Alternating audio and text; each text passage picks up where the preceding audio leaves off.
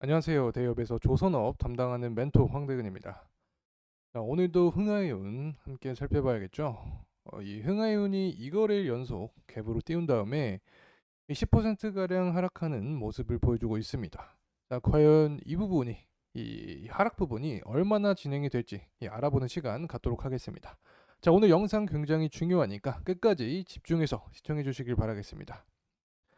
자, 우선 차트를 보면서 이야기를 해봐야 될 것 같습니다.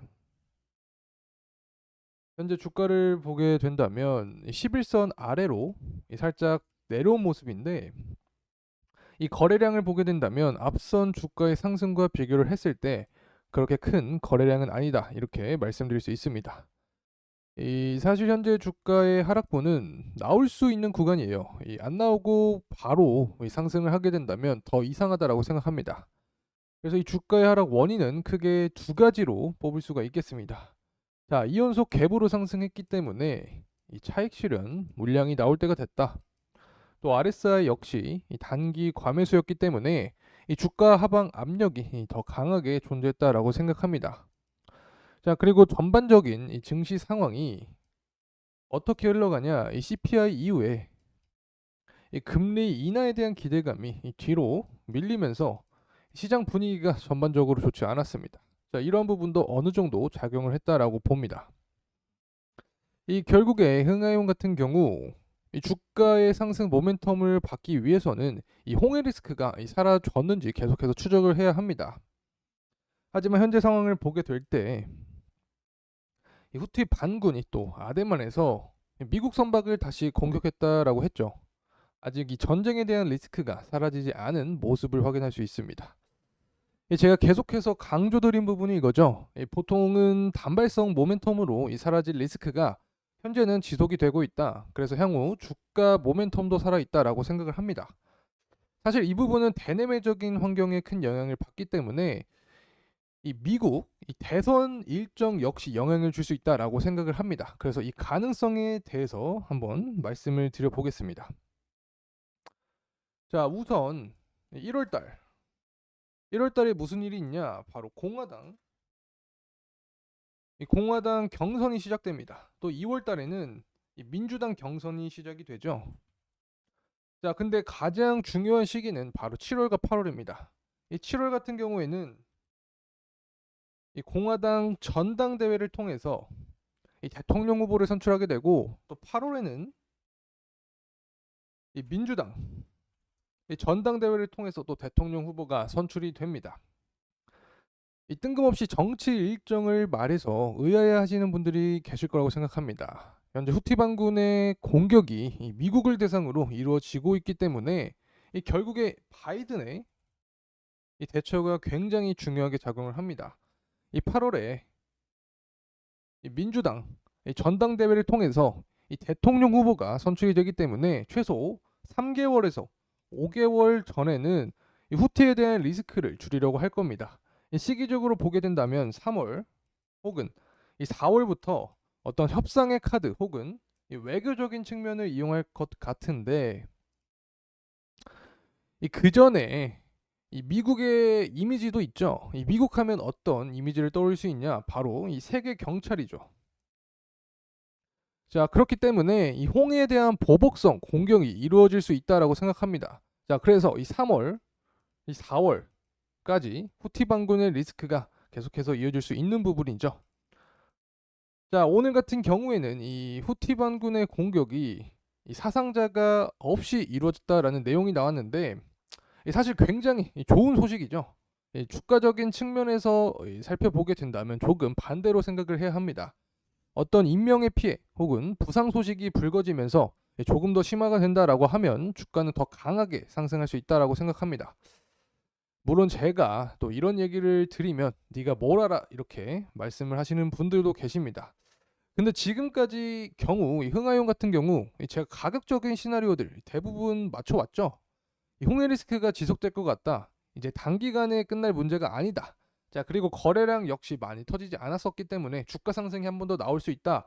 이렇게 말씀을 드렸고, 이 만약 홍해 리스크가 계속해서 부각이 되고 또 중동 이 미국 선박 공격이 반복되면 이 4,560원 구간까지 깨질 수 있다라고 했는데 실제로 전일 최고가 5,170원을 기록을 했습니다.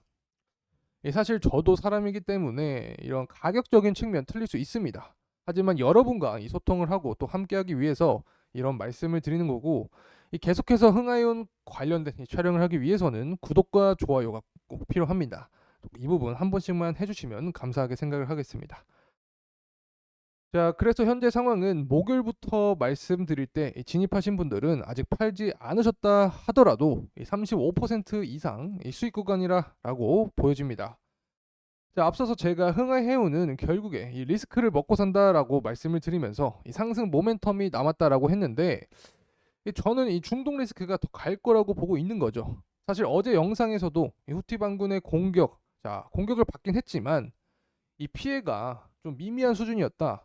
30% 정도였기 때문에 이 체면을 위해서라도 다시 공격할 거다라고 했는데, 자, 오늘 기사에서도 역시 저희가 함께 예상한 대로 이 공격성에 대한 기사가 다시 나왔습니다. 제가 생각하는 게 물론 틀릴 수 있지만 아마 4월까지는 이러한 리스크가 계속될 수 있다라고 보고, 그 이후에는 이 대선에 대한 영향이 있기 때문에 외교적인 측면에서 원만하게 타협을 하기 위한 노력을 보여줄 거라고 생각합니다. 자, 어쨌든 이런 홍해 리스크가 계속해서 된다면 유가의 상승을 이끌어낼 수 있고, 또 인플레이션 역시 야기할 수 있기 때문에 이 전반적인 경제 상황에는 부정적으로 작용할 수 있죠. 자, 하지만 어떤 말씀 드렸냐? 자, 이 부분은 바로 흥하해운 같은 경우, 흥하해운 같은 해운주들에게는 수혜를 입을 수 있다. 자, 그래서 이 선박에 대한 리스크가 부각이 되면 될수록 더 강한 주가 모멘텀을 받을 수 있다라는 점 말씀드립니다. 자, 근데 이 주가 하방의 경우도 존재를 하겠죠. 항상 주가 상승을 보여주는 종목이 없기 때문에 이 하방에 대한 시나리오 역시 세워야 됩니다. 자, 그래서 주가가 하락하게 된다면 21선까지 하락이 나와주고 이 재차 달려가야 이 추세를 이어가면서 상승하는 모습을 기대할 수 있습니다. 자, 그래서 이렇게 주가가 하락할 때는 지금처럼 홍해 리스크가 더 강하게 부각이 되는 것이 아닌 운항을 재개한다라는 이슈가 나오거나 홍해 리스크가 잠잠해지면 이런 주가 하락이 더 나올 수 있다라고 생각합니다. 자, 그리고 제가 항상 영상을 통해서 말씀드린 부분이 바로 발틱 운임 지수가 있었는데, 사이클적으로 5월 혹은 6월 이후로 이 발틱 운임 지수가 오르게 되는 경우가 많다. 자, 만약에 이 부분이 선반영이 돼서 주가가 상승하게 된다면 아직 홍해 리스크가 끝나지 않은 그런 시기와 겹치면서 더 큰 상승이 나올 수 있다라고도 생각을 합니다. 물론 이 주가가 하락하면서 이 추세 라인을 이탈하게 된다라고 하면 이 대응에 대한 관점으로 또 영상을 찍을 예정이니까 너무 걱정하지 않으셔도 된다라는 점 말씀드립니다. 자, 그리고 만약 하락하게 된다라고 하면 이런 기사들이 쏟아져 나올 거예요. 하지만 이 수혜주나 관련된 이슈, 즉 공급 이슈로 발생하는 주가 상승은 건전한 상승이 아니었다. 혹은 물동량이 동반이 되면서 운임 상승을 기대하는 게 아닌 이 우회로 인한 운임 상승을 기대하고 있기 때문에, 자, 이러한 사건들은 장기적인 모멘텀이 아니었다. 이런 말들이 나올 거라고 생각합니다. 자, 한번 지켜보죠. 어떻게 될지. 자, 그래서 투자를 진행할 때 이러한 리스크적인 측면 역시 고려한 뒤에 매매를 해야 된다라는 점 말씀드립니다. 자, 이제 매크로적인 유가, 매크로적인 환경, 또 유가적인 측면 확인을 해야겠습니다. 자, 이 부분이 지금 흥하해운을 끌어올리는 요소이기 때문에 특히 흥하해운 해운주들은 꼭 참고를 하셔야 된다라는 점 말씀드리면서 분석 진행하겠습니다. 자, 국제유가 같은 경우 이 중동 위기에도 불구하고 소폭 하락하는 모습을 보여줬습니다. 자, 이 부분을 어떻게 해석할 수 있냐? 중동 분쟁이 원유 생산에 끼치는 영향이 제한적이다라는 판단을 하면서 지난주 상승분에 대한 차익 실현이 이루어졌다라고 생각을 해볼 수 있고, 또 달러의 강세 역시 유가를 끌어내렸다라고 해석해 볼 수 있습니다. 사실 유가 같은 경우 현재 변동성이 굉장히 높은 모습을 보여주고 있습니다. 오펙 플러스 원유 감산, 또 홍해 리스크, 미국의 원유 재고 증가로 인한 상방 또 하방 압력이 서로 맞물리면서 혼재세를 보이고 있다라고 말씀을 드렸습니다. 자, 이 부분은 결국에 이 증시 전반의 혼란을 야기할 수 있다라는 점, 자, 리스크적인 차원에서 항상 대비를 해두셔야 된다라는 점 말씀드리면서 마무리하겠습니다. 자, 이렇게 오늘 이 흥하해운에 대한 전반적인 주가 모멘텀들, 향후 주가는 또 어떻게 흘러갈지 관련 시나리오에 대한 영상이었습니다. 자, 이번 영상이 도움이 되셨다면 구독과 좋아요 부탁드리겠습니다. 끝까지 시청해 주셔서 감사합니다.